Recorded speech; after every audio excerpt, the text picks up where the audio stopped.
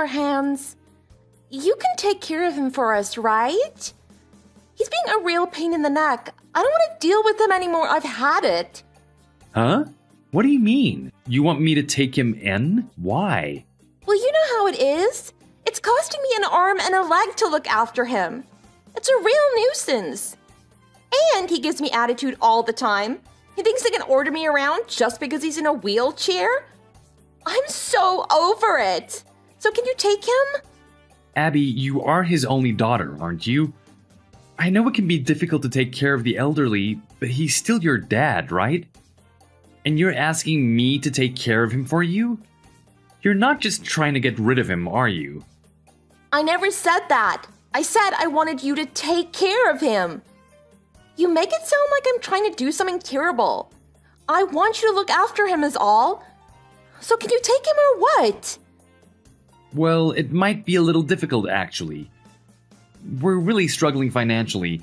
I'm not sure we have the money to take care for an extra person. We can barely feed and clothe ourselves as it is. I'm afraid your dad might not have a great time here. Does it really matter? He'll be dead soon anyway. How can you say that about your own father? You don't really mean that, do you? That's horrible. Yeah, well, if you think it's horrible, then how about you take him off my hands? You never know what could happen if he continues to live with us. I'm sure you wouldn't want him to suffer. Is that some kind of threat? He's your family. Well, you'll understand my feelings if you try living with him. What do you think? Look, I'm sure it's not been easy on you, but you're taking things way too far trying to get rid of him, don't you think? I mean, he raised you as a single father all this time, and then he got into an accident and ended up wheelchair-bound. Don't you feel like you owe it to him to take care of him in his last years? Don't try to tell me how to treat my own father. What do you know about it anyway? So he raised his own child. Big whoops. That's nothing special. It's just any parent's duty. But it doesn't work the other way around. I am under no obligation to take care of him. I've got my own life to live. That's a very selfish mindset. Don't you want to repay him for raising you? You don't feel sorry for him? He's made a name for himself as a first-class chef. I read an old interview with him the other day, and you know what he said? He did it all for his beloved daughter. What's that got to do with you anyway? If he really loves me so much, he can prove it when I get my inheritance. I'm expecting a big payout. Anyway, you'll take care of him for me, right? Let me know when he dies, okay? Disgusting. Aren't you ashamed to say things like that? Who cares? Unlike you, my husband and I don't have the time to run around after a jobless old man. Not that you guys would understand. The only thing you guys do is run that crappy little restaurant, so you wouldn't understand what it's like to work hard like we do. We do work hard, for your information. Don't get me wrong, I enjoy my work a lot, but I would never call it easy. It can be very stressful at times. Yeah, it's not like it compares to my husband and I working at a high-level tech company. You wouldn't have any idea what our work involves. Hell, it's not even in the same ballpark. I guess you blue-collar workers just can't understand. Don't worry about it. All you have to do is slap together some simple food and give it to the customers. Anyone can do it. By the way, your place isn't exactly popular, is it? You guys must not be very good cooks.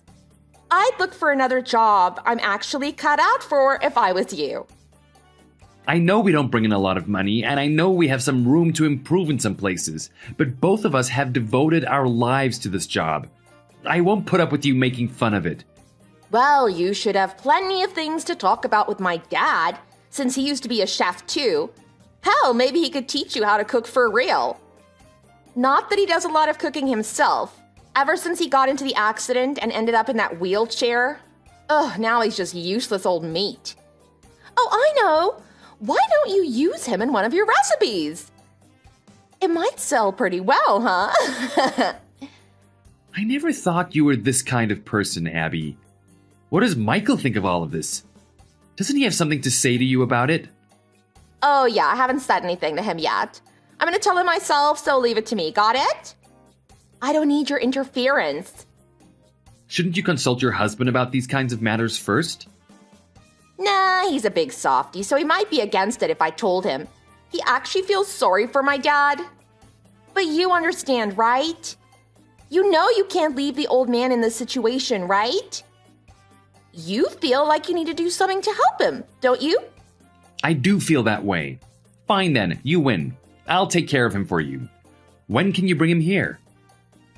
Awesome, thanks a lot. I knew I could count on you. You can come and get him on Wednesday. Let me know when he dies, yeah? Whatever, Abby.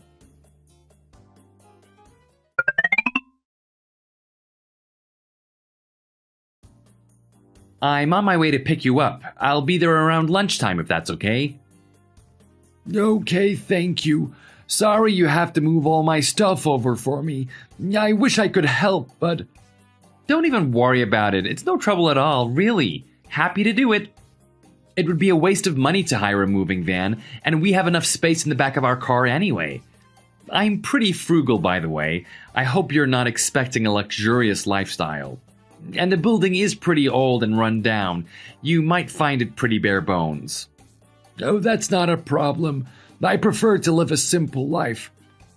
I just want to live quietly, and I don't go out much nowadays anyway. And you're a man with a family to take care of.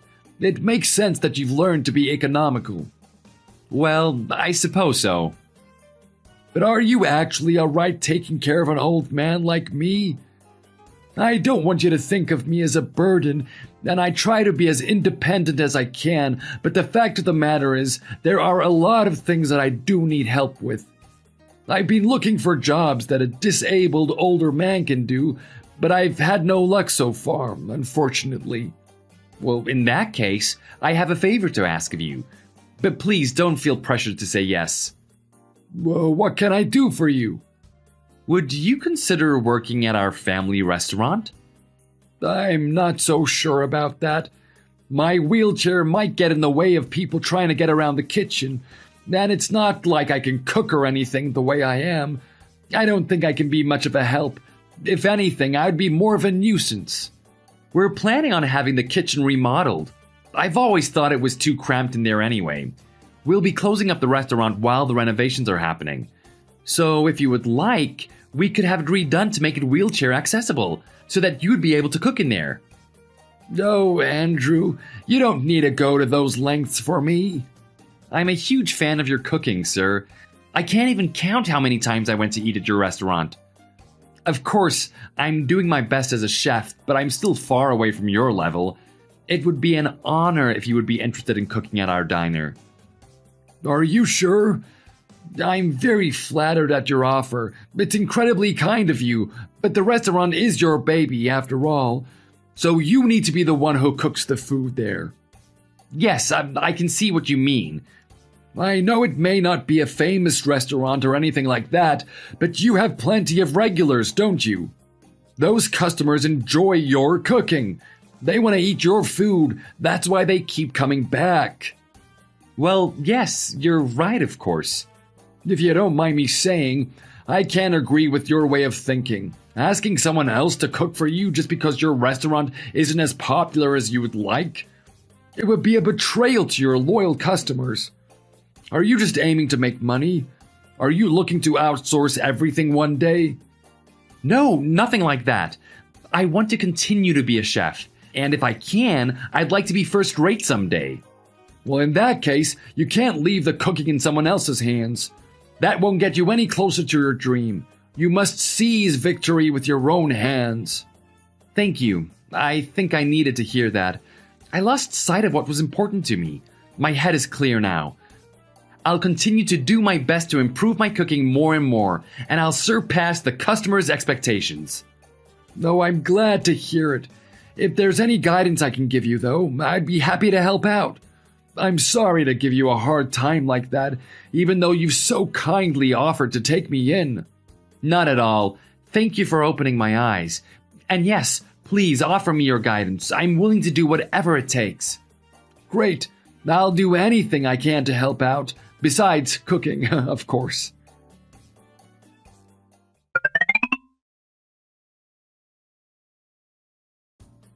Man, everything's been so much better since you took the old man off my hands. I'm so glad I got rid of him. How are you going these days? I haven't heard from you in a while. Surviving? Hi, Abby. I'm doing very well, actually. Thank you. Oh, cool. Well, I know he's a useless old bugger who can't do anything by himself but work him hard, okay? If he makes a fuss, you can just push him around. Nothing he can do about it. I knew I made the right decision, dumping him with a poor family running an unsuccessful restaurant. Fancy that! An old geezer on the verge of death and a bunch of poor people getting along like a house on fire. Yes, thanks for sending him over. The restaurant has really taken off. We have lines around the block now. Wait, what are you saying? Of course, I expected nothing less from a man who made a name for himself as a first-class chef. He doesn't just know about how to cook great food, but how to run a successful business too. He's taught me all the tricks of the trade. Whoa, so your restaurant is actually selling these days? Really? Yes, he's given me a lot of great advice. He's got so much insider knowledge after all. His guidance has really helped me to turn this place around. And not just that, at first he said he didn't want to get too heavily involved with the restaurant and that he'd just take a back seat because of his old age. But now he's in the diner just about every single day, talking to customers and even taking orders. He greets everyone with so much energy now, and a lot of his fans come here to see him. It's great to see they haven't forgotten about him just because he can't cook anymore. Huh. Is that right? I did an interview with a food magazine last week, and next week, a TV crew are coming to do a piece on the restaurant. I can tell you when it's going to be on if you're interested in watching it. Well, aren't you in high spirits?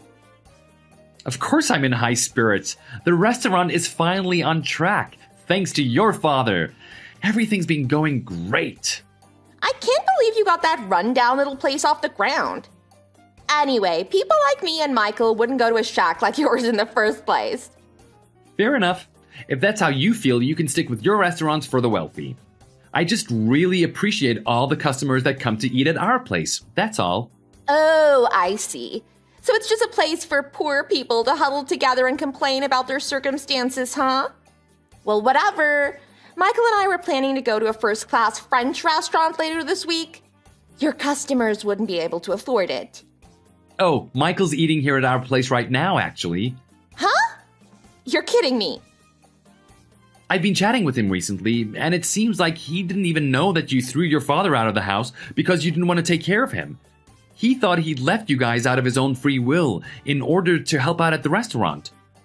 Is that what you told him, Abby? Why the hell is Michael eating at your restaurant? What's going on? Well, he is my brother. He wants to come and see me sometimes and get a bite to eat. I heard you guys have been having some marital problems recently. Is everything okay? What? He said that. Yeah, he said you betrayed his trust by lying about your father. He's always really looked up to your father. He's pretty furious, actually. I've almost never seen him get so angry. Oh my god, are you serious? What am I gonna do? He's not thinking about divorcing me, is he? My life is over if that happens. I know, right? Since you behave like a rich woman even though you don't actually have a job. You'd be in trouble if the two of you split up, right? What? How do you know about that? You graduated from a good university and entered a world-famous tech company, but it didn't end up going well for you and you ended up quitting. You're currently job hunting, trying to find somewhere else that will hire you. Michael told me everything. Jeez, what the hell? I told him not to tell anyone. I guess he blurted it out in anger after he discovered you'd lied to him. I was really surprised. I couldn't believe you'd act all elite and look down on people the way you do when you don't even have a job. Shut up! How dare you say that to me? I'd rather be jobless than running that dirty little shack full of peasants that you call a restaurant. Anyway, I'm not unemployed. I'm job hunting. The nuance is completely different. I've had a ton of interviews. I'm in high demand, you know. I may not be working right now, but I'm still higher class than you. Is class and status really all you care about? No wonder no one will hire you. I feel sorry for you, trying to measure people's worth based on nothing more than their job. Yeah, right. Your pitiful little restaurant only makes money because my dad is telling you what to do. You're a loser who can't succeed on your own, so don't you dare talk down to me. Well, you're correct that the place has only started to run smoothly since your dad got here. I'll give you that. As far as business management goes, I might be a loser, just like you said. But I have a lot of pride in my restaurant, and I'm able to work hard every day doing what I love the most. Whether or not I have the money, regardless of whether or not the restaurant is popular, if just one customer tells me they enjoyed my cooking, then that's all I need to be happy. What are you blabbering about? Don't try to act cool. I just mean that words like poor or lower class have zero effect on me. I couldn't care less about that stuff. I don't care if you're jealous of my success, but at least be discreet about it. Jealous? Why would I be jealous? I'll show you who's jealous. You're gonna regret insulting me, you scum! There you go, that's the spirit. Use that anger of yours to motivate yourself to keep on going. I knew you had it in you. Shut up! I don't want to hear your stupid jokes. Is that supposed to be sarcasm? Not at all, I really meant it. I want the best for you, Abby. Stop mocking me! You've been trash-talking me this entire conversation, and I don't have to take it anymore. You have no right to be so full of yourself. I don't know what you're talking about. I would never do such a thing. Anyway, if you'll excuse me, I have to get back to work. Unlike you, I have a job to do and don't have time to chit-chat all day.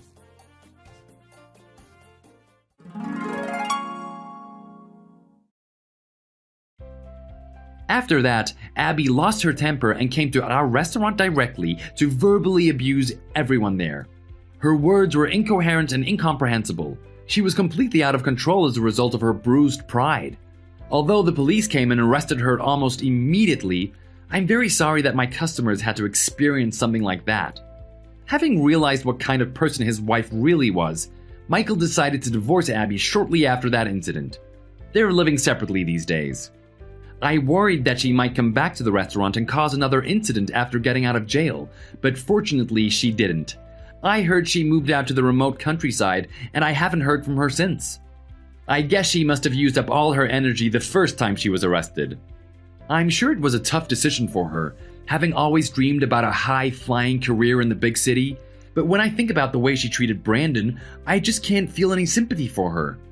As for our restaurant, it's no longer as popular as it used to be, but I'm more than happy to be able to serve food to our regular customers every day. Even now, there are customers who come from all over the country just to eat at our restaurant and have the opportunity to meet Brandon. As for him, he's full of a renewed sense of life and energy. He even told me with a smile on his face that he expects to live an extra 10 years thanks to the restaurant.